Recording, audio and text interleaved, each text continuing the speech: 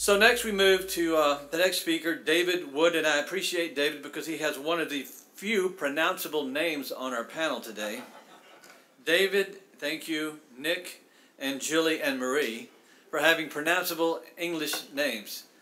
So David is going to switch gears a little bit and deal with the problem of evil and the skeptic's dilemma, an argument that he has devised to help see that the skeptic really has a problem in trying to argue that God does not exist based on the problem of evil.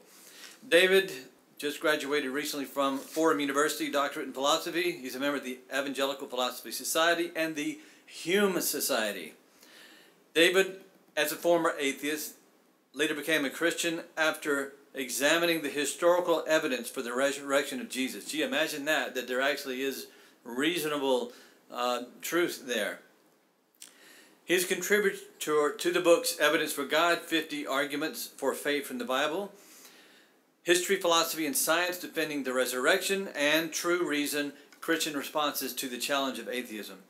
He has participated in more than 40 moderated public debates, and he runs the website act17.net. He lives in the Bronx with his wife Marie, who will be speaking later today, and his 4 sons, Lucian, Blaze, Reed, and Paley. Welcome, Dr. David Wood.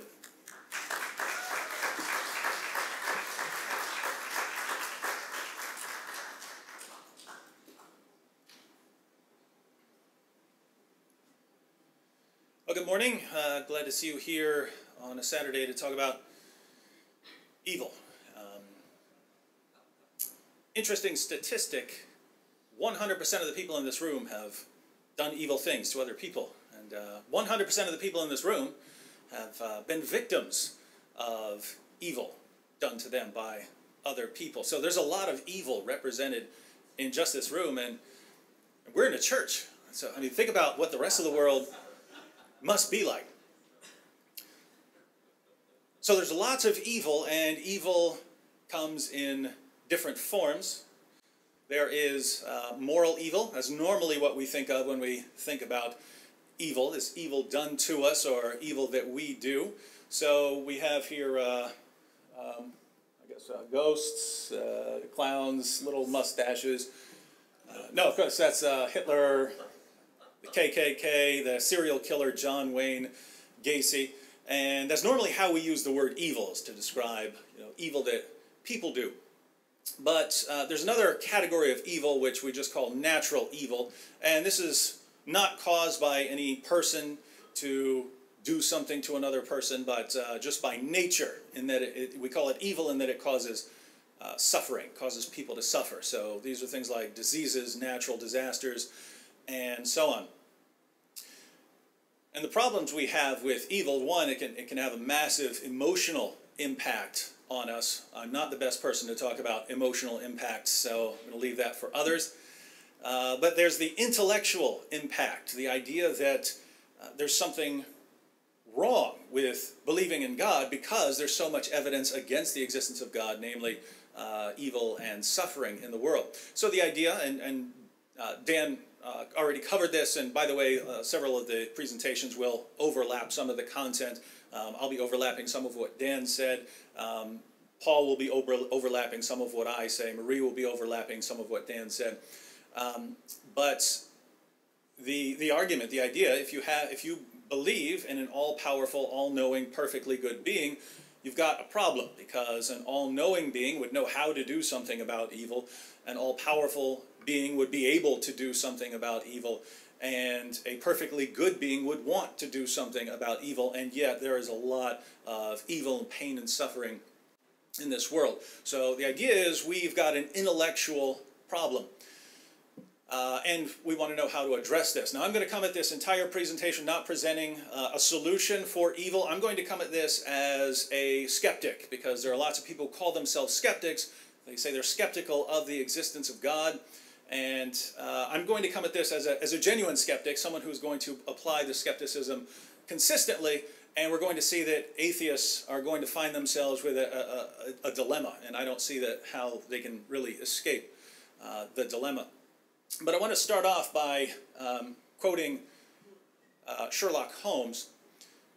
Sir Arthur Conan Doyle wrote a story called The Cardboard Box. It's about a husband and wife who love each other deeply, but then all these things happen, and at the end, the husband sits in jail for murdering his wife. And Sherlock Holmes, reflecting all this, really sets up the problem nicely. He says, "What is the meaning of it, Watson?" said Holmes solemnly as he laid down the paper. "What object is served by this circle of misery and violence and fear? It must tend to some end. It must be a point to it. Or else our universe is ruled by chance, which is unthinkable. But what end? There is the great standing perennial problem to which human reason is as far from an answer as ever." The reason I like the way Holmes sets up the problem here is that he thinks in terms of alternatives, right? Yes, it's hard to think of what the reason could be for all the suffering in this world, but what's the alternative? The alternative is that the universe is ruled by chance, and he says that's unthinkable. And he's absolutely right that that is unthinkable. I don't care how much people say the universe is ruled by chance. They don't really believe it. In order to even think that, you'd have to use your brain, which is ultimately derived from the universe ruled by chance that you say you believe in, and so you couldn't actually trust your reasoning processes if you believe that the processes that gave rise to your brain is chance, right? You couldn't trust that sort of system. So even in raising the claim that the universe is run by chance, you have to assume the opposite of what you're saying, right? And that's an instant mental breakdown. So that's why it's unthinkable to think that the universe is actually run by chance. So here's what we have. We have a little dilemma. We're going to have a cooler dilemma later. But the dilemma here is, I mean, think about it. Either there's a point to suffering. There's only two possibilities here. Either there's a point to suffering or there's no point to suffering.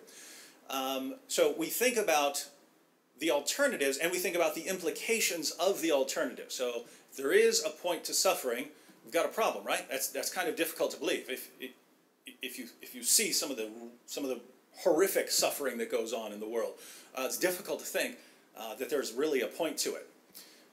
So the question is, what would it be, right? When a child is going through horrible agony or something like this, what could that point possibly be? But we have to consider the alternative, that there is no point to suffering, and, well, that's unthinkable. Now, Sherlock Holmes is famous for his method of detective work, where he would say that once you eliminate the impossible, whatever is left must be the truth. Doesn't matter how improbable it is. Once you've eliminated the impossible, whatever is left, that has to be true. And we can modify it slightly for this quotation. Once you eliminate the unthinkable, whatever is left must be the truth. And so if saying that there's no point to suffering is actually unthinkable, because we would have to believe that the universe is run by chance and we can't actually coherently think that, then whatever's left has to be the truth. So we have to rule out the unthinkable option. That means that there would be a point to suffering. Whether you are aware of it or not, whether you know what the point is, you can say, well, the alternative is impossible. Now the reason I like this approach is many atheists just don't think in terms of investigating alternatives when they're rejecting something. And in general, if you are rejecting a worldview or a theory or a hypothesis, it's important to think, what's the alternative? What are the implications of the alternative? Is the alternative and its implications, are these really more believable, more persuasive than what I'm rejecting? And what I find is that atheists just aren't consistent. And if we can do anything to help our atheist friends, getting them to be consistent would be pretty high up on the list. So come up with creative ways to do that. I get emails from atheists, and some of them are nice. Most of them are the opposite of nice. And they usually start something like, "Hey, prove to me that God exists. I bet you can't. I'm waiting." Only with more colorful language and several references to the flying spaghetti monster. But that's the challenge, and I never, ever, ever respond by trying to prove the existence of God, because there's some more important groundwork there, namely the issue of, I'm not sure you can prove anything to anyone using the methods that atheists use to examine the existence of God. So I don't respond by trying to prove the existence of God. Instead, I say, I'd be happy to prove to you that God exists, but I want to make sure I'm not arguing with a non-existent person. So before I prove to you that God exists, first prove to me that you exist, and then I'll prove to you that God exists. I call that the rope-a-dope. Notice, see, the atheist wants to sit back and play skeptic while I try to prove something. So I give him something to prove, and then I get to sit back and play skeptic, hoping that he will eventually realize how easy it is to play skeptic. And so the conversation begins, and the atheist will usually start with, well, how would I be emailing you if I didn't exist? And I say, nice try. How do I know that you're not some mindless internet bot that's programmed to send out silly challenges to people just to waste people's time, and that there's actually no mind behind this? That's what you're programmed to do. How do I know that a bunch of monkeys didn't get loose and they're pounding on a keyboard? And I mean, if something as complicated as life can form by chance, obviously some monkeys can get really lucky and type together, you know, this challenge, especially when there are so many misspellings in it. And so we go back and forth like this, and after a couple of rounds, if we still continue, the atheist in a fit of rage will say, look, I will get a plane ticket and come see you. Where do you live? And I say, well, I live in the Bronx, but what's that going to prove? I mean, if you come and see me, how will I know that I'm not dreaming? How will I know that I'm not in the Matrix? How will I know that I'm not a brain in a vat with some mad scientist poking my brain, making me think I see you? How will I know that I'm not the only thing that exists and that I invent fictitious people to keep myself occupied? How will I know? How will I know this? How will I know? And the answer is, if I'm playing skeptic, I can't know that. I can't know those sorts of things. And there is no evidence that the atheist could possibly give me to prove that he exists. And at this point I begin typing LOL. Lol, you can't even prove your own existence and you're challenging me to prove something. Lol. Highlight, lol. Copy. Paste, paste, paste, paste, paste, paste, paste. Laughing emoticon, laughing emoticon, laughing emoticon. Some of you think that's mean, but trust me, if you have that type, if you're the angry internet atheist troll type, in order to penetrate this, that sort of thing can help. That can help, right? I'm saying this as a former atheist. Sometimes you gotta break through some barriers. Other atheists are nicer and more reasonable, but for that personality type, some lols and laughing emoticons can help get the point across. So, and the point I want to get across there to the atheist is very easy to play skeptic. But the methods that you as an atheist apply to the existence of God, you do not apply in other areas. If you are as skeptical of claims, general claims, as you are of the existence of God, other people couldn't even prove their existence using these methods. And so what happens is the atheist isn't being consistent. He's changing his level of skepticism as he goes along, depending on whether it's something he wants to believe or not. So human beings have what we'll call a skeptometer. It's a device, an imaginary device, but I mean, we do this. Christians do it, Muslims do it, atheists do it, we all do this. We can adjust our level of skepticism, right? You can be, if you don't want to believe something, you can just be very skeptical about it and demand complete proof, and you don't get it, so you say, haha, see? Or, if you want to believe something, you can lower the level of skepticism down to complete gullibility, where I'll believe any evidence or any argument for this, right? So if you want to believe in leprechauns, you could actually believe in leprechauns. I mean, if you lower your level of skepticism down low enough, you can, look, I saw a leprechaun in a cereal box. Lucky Charms, and it's good enough for me, right? It's a picture of him right there. So you can lower your level of skepticism to where anything would count as evidence. The question is that really good evidence? So we can be very skeptical. Some people are very skeptical. We can be very gullible. Some people are very gullible. But the idea is to be consistent, right? If you're pick some consistent level and then apply it. Apply it whatever the issue you're evaluating. And what I find is that atheists just do not do this. Right? So let's look at an argument. Here's a cosmological argument. Simple one. Whatever begins to exist must have a cause. The universe began to exist. Therefore, the universe must have a cause. Think about those premises. Whatever begins to exist must have a cause. If something doesn't exist and then does exist, if it has a beginning of its existence, there must be some cause of it, right? That seems very, very obvious. The second premise, the universe began to exist. We know this scientifically. We know this philosophically.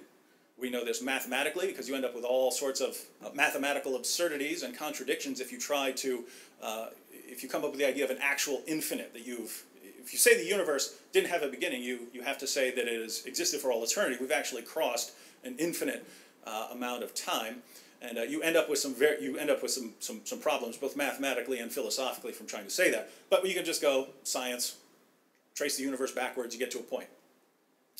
So the conclusion of those, if you accept those two premises, is therefore the universe must have a cause, and you can actually take it further and evaluate what this cause must be like, and you end up getting something that sounds an awful lot like God. So people don't want to accept the conclusion, and so they have to reject one of these premises. Now, here's the point. You have to be very, very skeptical to reject one of those two premises, right? You have to be very skeptical if you want to say, no, I say something can begin to exist with no cause. If you want to say, hey, things can come to it, that chair could come into existence with no cause whatsoever, you have to have your skepticism set on maximum to reject that claim. Or if you want to say, oh, I say the universe didn't begin to exist, you have to be very skeptical in order to reject premise 2. You have to you're throwing out science, mathematics, and philosophy all in one heap. But atheists will do it, and that's the point. So when atheists examine an argument like this that should be obvious, right? I mean, these are obvious premises. You should say, yeah, I grant that I don't see any way around those premises. But atheists will reject one or both of them. And you have to be very, very skeptical to do that. Now, here's the question. Do they apply that same level of skepticism, the sort of skepticism that would make you say, prove to me that something can't come into existence without a cause? Do they apply that same level of skepticism when they offer an argument like the argument from evil, that evil disproves the existence of God? And I'm going to say, absolutely not. So let's look at an argument from evil and say, if we were actually skeptical, if we applied the same level of skepticism that we apply to arguments from theism, if we applied that level of skepticism consistently, would we accept this as a good argument? So here's an argument from evil. Premise 1, the world contains instances of human and animal suffering that could be prevented by an omnipotent, omniscient being. Looks like a true statement. Premise 2, some of these instances of suffering do not appear necessary for obtaining some greater good or for preventing some greater evil. So, at least some of the suffering in the world, we look at it and we say, it doesn't look like it has a point. Premise 3, a wholly good being would, as far as possible, prevent instances of suffering unless they were necessary for obtaining some greater good or for preventing some greater evil. So a perfectly good being wouldn't allow this sort of thing unless there was a good reason for it. And the conclusion, therefore, no wholly good, omnipotent, omniscient being exists. And this is modeled after the approach of William Rowe, one of the most famous proponents of the argument from evil in recent decades. So that's an argument. Now let's be consistent. If we're consistent, then we're going to want to be skeptical, right? We're very skeptical if it's a design argument or a cosmological argument or an ontological argument or a moral argument or any kind of argument for theism. We're going to be skeptical of arguments for miracles and so on, right? If we're atheists. So obviously we're going to be skeptical of this. What would happen if we're actually skeptical of this argument? Well, we start looking for, is there reason to doubt the conclusion of this argument? Well, in order to do that, you have to ignore, on some level, philosophical explanations for evil. You at least have to examine them, say they're insufficient. We're going to get to why that's a problem here in a moment. But philosophical explanations for evil, again, this is going to be some of the same material that Dan covered. But philosophical explanations for evil, these are theodicies. And you can find theodicies in the Bible, but generally we can apply them philosophically as well. But two of the common ones would be free will theodicies. This is the Stepford Wives. You seen the Stepford Wives? Yeah. This is the idea that, well, the original was a horror movie, and the recent remake was a comedy. But the Stepford Wives is, Stepford is a place you take your wife, and then she gets reprogrammed by some awesome scientist who then makes the wife do exactly what you want. So you get to say, here's what I want my wife to do, here's how I want her to be, here are the features I want her to have, and in the remake, it puts like a computer chip in her brain to control her. In the original, she gets killed and replaced by a robot replica. So the idea here is, if you had a wife who was just absolutely perfect in what she does. It's exactly what you want. Would that be better than a wife who doesn't perfectly do everything you want, but who actually chooses to do it and isn't programmed by some mad scientist? And people, whether atheists or not, will generally say, yeah, the non-programmed wife would actually be better, even though she's not doing exactly what you want. In fact, the only exception I've ever seen was an atheist I was debating. His name's John Loftus, and I brought this up, and I said, all right, who would rather have the Stepford wife? And he raised his hand, and his wife was sitting in the front row, by the way. So this is wild stuff here. So I mean, at least he's being consistent. He's being consistent there, and he's being honest. So that's good. But most people can get this idea that at least allowing some people the freedom to not do what you want is better in that, well, it seems to be more valuable in a sense, rather than forcing people to do something. Someone who chooses to love others, it seems to be more valuable than if I could put a chip in your brain and make you do something like that. So the idea here is that if God gives us some freedom, then, well, it's up to us if we use that freedom to do good or to do bad, but the freedom itself is valuable. I'm not affirming or denying much of what I'm going to say here. I'm saying this is a popular theodicy that would explain some degree of moral evil. Then you have soul-building theodicies. The soul-building theodicies revolve around the idea that you can't grow morally and spiritually without going through some stuff. This is Samwise from Lord of the Rings. Remember at the beginning when he's all, oh, Mr. Frodo, I'm so scared of Rosie, even though I'm in love with her, right? And by the end of the movie, he just runs right up to her, right? But what happened in the meantime?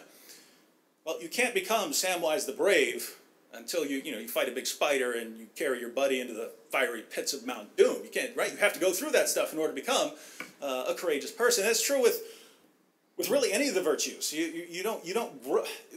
The times when life is wonderful and great, those are great times, but those aren't. They're just not the times when people grow morally or spiritually.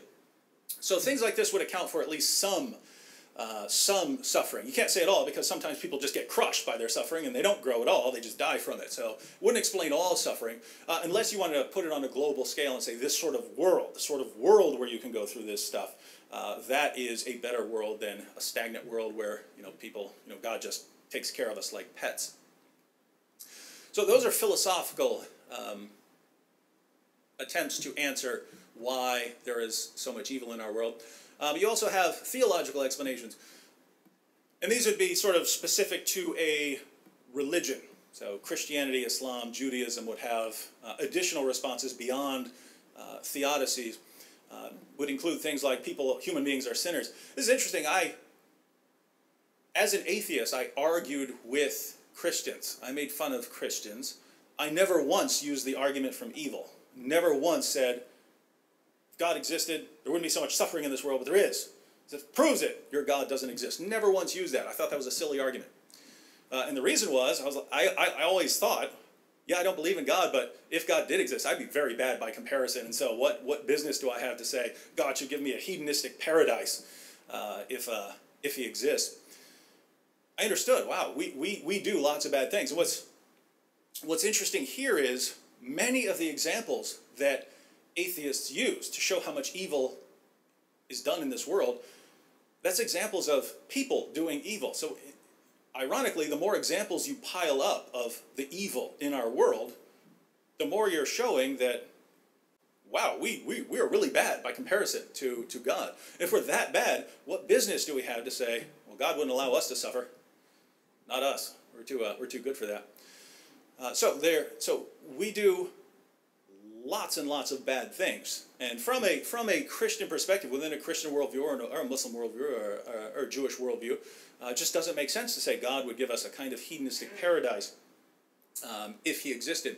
And this brings us to the next one, which here Dan mentioned this briefly as well. In order to make many versions of the argument from evil, in order to get most of these versions going, you have to kind of assume a pain-minimizing, pleasure-maximizing deity, right? A God who's at least one of his primary concerns is making sure people don't suffer too much. And this is part of the reason I think that this argument is so popular now, whereas in the past it wasn't. It's no coincidence that the first full-fledged version of the argument from evil that we have on record is from a philosopher named Epicurus, who was sort of the founder of Epicureanism, which was a school of hedonism, right? Pleasure is what's good, pain is what's bad. That's how you determine what's good and bad, pleasure and pain. Well, again, that's no coincidence that he's the one who comes up with the argument from evil. Once you adopt that view, it is a slam dunk argument to say that a pleasure-maximizing, pain-minimizing God does not exist, right? You have a slam dunk argument for that, right?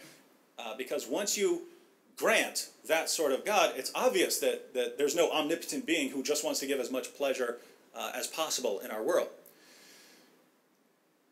But no one, I mean, this has never been what theists mean by God. Until recently, you have more and more people, even in churches, who think in this way. But this has not historically been what Christians mean by saying God is good. It's not saying God minimizes pain and maximizes pleasure. It would never occur to the Apostle Paul, for instance, that that's what he means when he tells people about God. So the Apostle Paul, he says he gets the 39 lashes 5 different times. He gets beaten with rods 3 times. He gets stoned. They try to stone this guy to death. He survives it. He gets shipwrecked multiple times. It never crosses Paul's mind to say, telling everyone God is good. Obviously, he shouldn't be allowing me. I mean, I'm his main man here. He shouldn't be allowing me to go through all this, right? Never occurs to Paul to say, wow, Jesus is the main guy ever, and look what happened to him.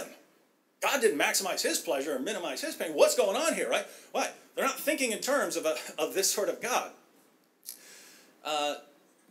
From a Christian perspective, there are things that are much more important than pain and pleasure. And so, yeah, if you're assuming this, you got a slam dunk argument from evil in the world. The problem is you haven't refuted Christianity or Islam or Judaism if you're arguing against this sort of God. But let's say the atheist wants to say, well, no, your God should be that way. Your God should be that way. He should be a pain minimizing God. You've got a scale of values now, right? Now you have a scale of values. And if we're being skeptical, remember, we're being skeptical. We were skeptical of the Kalam cosmological argument. We're skeptical of other arguments. If we're going to be skeptical and be consistently skeptical, I mean, it seems like a paradigm example of something you should be skeptical about to say, I know the sort of scale of values that God would have. Here's what would be on top. Here's what would be next. Here's what would be next. Here's what would be next. And the suffering we see in our world, that would be a paradigm example of things that God should eliminate, but doesn't. Well, if you're skeptical, how would you possibly say that? How could you possibly say that you have an accurate idea? If you're an atheist, your view is that your moral values are either just the product of society or they're hardwired into you by evolution. You had ancestors that had some kind of herd instinct, and we get morality from this. How do you then say, and then I have an accurate view of what's most important and what should be most important to God? So the next on the list would be, apart from the problem of having an accurate ordering of what's good and what's bad, just saying that there are any moral facts at all. Right? When we talk about objective moral facts, we mean that there are facts about what is right and what is wrong. On atheism and naturalism, there are no such facts. Right? You can say you like certain things better, or that certain things help a species survive better, but you can't say that there are things that are good and bad regardless of what people think about them. That only makes sense on theism. So here's what's going on. And Paul, I'm going through this briefly. This is actually a much more important point than I'm saying right now, but Paul's going to give a much more in-depth presentation on this, so I'm just covering it briefly. But the idea here, moral facts just do not fit into an atheistic world. If something is going to be right or wrong, independent of what we think about it, that has to come from somewhere. You don't find it in nature, right? A lion kills the cubs of a competing pride. You don't say that's right or wrong from the for the lion to do that. The lion is being immoral. So you can't get it from nature. You can't say this is the way things work in nature, and there's where we get our morality from. If you do say that, if you do say that's which the atheist has to believe, if you do say that, you can't then say, here's what I know that God should do, that God ought to do such and such. You have no ground for saying what God ought to do. One, to say what God ought to do, you would have to be saying that there are moral values and duties that even God must honor, and two, that you are aware of them. And as an atheist, you just cannot make those sorts of claims. You can't say that there are these kinds of values and duties, and you can't say, too, that you would have access to them, because you don't. You don't as an atheist. You have no access to these. So, if you are presupposing something that only fits with theism, if you're saying there are objective moral facts that I'm using to argue against the existence of God, well, you're assuming the existence of God in arguing against theism, and that's a problem. But this often gets pointed out, but it's not just this. It's not just you're presupposing moral facts. You're presupposing everything else. And everything else only fits with theism. Here's what I mean. Think about what you need in order to have an argument from evil. What do you need in order to have an argument from evil? We have arguments from evil. We looked at one earlier, so we have them. What do you need for them? Well, first you need a universe, right? You can't have things that are suffering and people who are evaluating the existence of God based on the suffering without having a universe for this suffering to take place in. You need a finely tuned universe. In other words, the universe has to be capable of supporting life. So it can't be any random universe where life just can't exist. It needs to be a universe capable of supporting life. So it has to be adjusted, like adjusting a fish tank or something like that, so that it can support fish. But even if you have a lovely universe, you still need to get the life, right? You still need to get the life, and life is very sophisticated. The simplest life known is much more complicated than this or that MacBook or anything else. You need that. You need human consciousness. You're not going to, dogs don't evaluate the argument from evil. You need human consciousness. You need human reasoning ability. You need logical laws. You need moral laws. All of this you need in order to even have an argument from evil against the existence of God. Notice, everything I just said you need in order to have the argument is something that is used as an argument for the existence of God. Very strange. So, it's like atheists are saying this. Yeah, you can account for the existence of the universe. Yeah, you can account for why it's finely tuned. Yeah, you can account for the origin of life. Yeah, you can account for human consciousness. Yeah, you can account for reason. Yeah, you can account for laws of logic. Yeah, you can. But evil, you can't account for very well. You can't account. Maybe you can account for some of it, but not all of it. So what you have is, you theists, you can account for A, B, C, D, E, F, G, H, I, J, but you can't explain all of K. So you need to throw that out and instead adopt a worldview that can't explain anything. Not A, not B, not C, not D, right? Can't explain anything. You see that? If we're even remotely thinking about explanatory power, theism wins over everything in terms of what it can explain. Once you have an omnipotent deity, you can explain just about anything. Naturalism doesn't explain anything, not even a rock, right? So it's something, again, it's a problem of consistency, and atheists just aren't consistent. Here's what I mean here. My famous Venus de Milo example. Look at the Venus de Milo. This was discovered on the island of Milos, and suppose the guy who found it, instead of realizing that he had a statue, had instead said, well, kind of looks a little bit like a statue, but I can't really believe that it's a statue because I have to wonder what kind of sculptor make a statue of Venus with no arms. Obviously, if a sculptor had made this thing, he would have put some arms on this thing. So, since there are no arms, and I would expect him to put arms here, I have to conclude that these are natural rock formations. We would all reject that, right? But notice what happened here, right? You look at the whole thing, and you say, look, this is obviously a sculpture. The armlessness we'd have to explain some other way, right? So you'd explain it. Well, the arms broke off, obviously, but even if you didn't have any idea about how the arms came up missing, maybe it's a statue of a rich armless woman who wanted a statue. Maybe he's about to put arms on the things, and then he died and didn't put the arms on it, right? All kinds of explanations you could come up with, but the one explanation you will reject is that it's just a natural rock formation. Why? Everything else there favors the hypothesis that it is a sculpture. So when atheists zero in on the one thing and say, ha-ha, that's what we know about our world, throw out this theism nonsense, that's like zeroing in on, all I'm going to focus on when I examine this Venus de Milo is that it's armless. Don't know, I'm going to pretend I don't know anything else about it and conclude that there is no sculpture. Silly, silly thinking. Atheists can approach evidence inconsistently. You have to approach evidence inconsistently when you're employing this argument from evil. And what I mean here is, so think about the argument. I can't think of any good reasons for God to allow all the suffering in our world, so there probably are no reasons. Probably no reasons. Okay, so now we have to go with what seems probable to you, right? Now, here's some probability. If you want to get life, by chance, probability of getting the simplest imaginable life contains about 250 proteins, right? It doesn't exist. All existing life is more complicated than that. The simplest imaginable life, where scientists will say this could actually function as life, is about 250 average length proteins. You can calculate the odds of those average length proteins forming, and it's about 1 in 10 to the 164th power.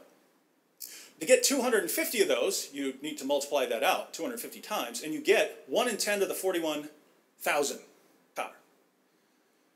Atheists will look at that and say, well, weird stuff happens, this is weird stuff. They're not comprehending the numbers involved here, right? You can calculate the number of possible particle interactions since the beginning of the universe.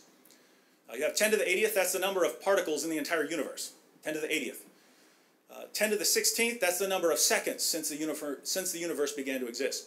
10 to the 43rd, assuming that particles can interact at the speed of light, that would be the maximum number of particle interactions per second. So look at what you can do.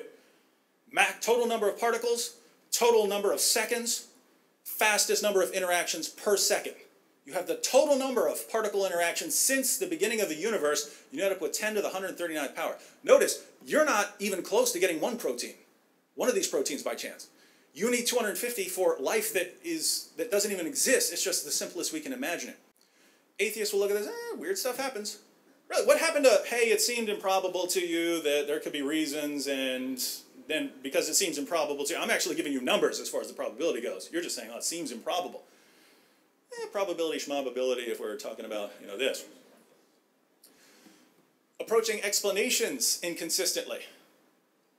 Right? Theists will look at atheists will look at theodicies and, saying, why would God give us a hedonistic world if we're sinners? They say, those aren't good explanations. Then when you start asking atheists for explanations of why is the universe finely tuned? It could have been so many different ways. Why is it like this? The main explanation now is the multiverse. That there is a vast, if not infinite, array of alternative universes, and we just happen to get the lucky universe that has the properties necessary for life. Well, guess what? If you get to appeal to alternative universes, and you're telling me I can't appeal to theodicies or something like that, you got a problem. But let's keep it completely parallel. If you get to appeal to alternative universes, obviously I do, right? So maybe there's an infinite array of alternative universes, and some of those, God does give a hedonistic paradise. But in our world, God was focused on other things. And so this is why our world has suffering. And atheists are going to laugh that out of the room, but guess what? It's exactly what you do. So inconsistent in their approach to explanations. Employing indefensible assumptions in order to use the argument from evil. You have to say, if God had reasons for allowing the suffering we see around us, we would have access to them. What possible basis do you have for saying that if God had reasons for allowing suffering, we would know them? It's an example. My son Luke is back there. When Luke was 1 year old, the doctor said he has to get 4 shots. I had to hold him down while the doctor gives him 4 shots, and he's looking at me like, what are you doing holding me down while this person's stabbing me? He has no idea. He has no idea, right? He has no idea why I'm sitting there holding him down. If he had formulated an argument based on his level of knowledge, he would have to say, look, Dad is helping this person stab me. He obviously doesn't love me, right? When that wasn't true. I know a lot more than he did. And the comparison between his knowledge as a 1-year-old and my knowledge as an adult is nothing compared to the gap between our knowledge and God's knowledge. How can we possibly say, if God had reasons, we know them? There's no basis for that. It's an assumption that's required for the argument, and it's completely false. It's interesting that even atheists admit that. I gave William Rowe's argument. William Rowe admits that is a very, very problematic assumption now. Took him a long time, but he did. And final point, dismissing knowledge of God. You can actually dismiss the conclusion of an argument if you know that the opposite is true. And you're rational in dismissing it, even if it looks like a good argument. I want to give an example here. Here's an argument to prove that 2 equals 1. If you're not up on your algebra, don't worry about it. Those of you who are up on your algebra, tell me if I'm wrong here. Premise 1, let's say A equals B, right? So if A is 1, B is 1, A is 2, B is 2. Obviously, A times A is going to be the same as A times B because they're equal. So it's going to be A squared equals AB. Third step, you can do whatever you want as long as you do it to both sides. So A squared plus A squared, we're going to add A squared to both sides. A squared plus A squared is going to be equal to A squared plus AB. No problem there. So that gives you, on the left there, 2A squared equals A squared plus AB. This is all very basic algebra. And now we're going to subtract 2AB from both sides. We're allowed to do that in algebra. So we have 2A squared minus 2AB equals what we had before, A squared plus AB minus the 2AB. And now we just simplify that. We still have the 2A squared minus 2AB. And on the other side now we have A squared minus AB. And we can take out the 2 on the left. That gives us 2A squared minus AB. And on the other side we have 1A squared minus AB.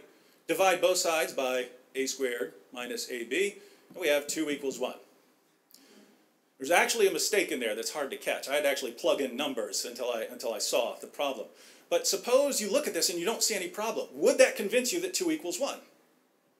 No, no amount of evidence is going to convince you that 2 equals 1. It wouldn't do it, right? Because you know that 2 equals 1. Well, if you know God, right, you can look at the argument from evil, and even if you didn't see all kinds of problems with it, which I think there are many problems with it, even if you weren't skeptical of those problems, you could sit there and say, I don't know what's wrong, but there's got to be something wrong because I know God.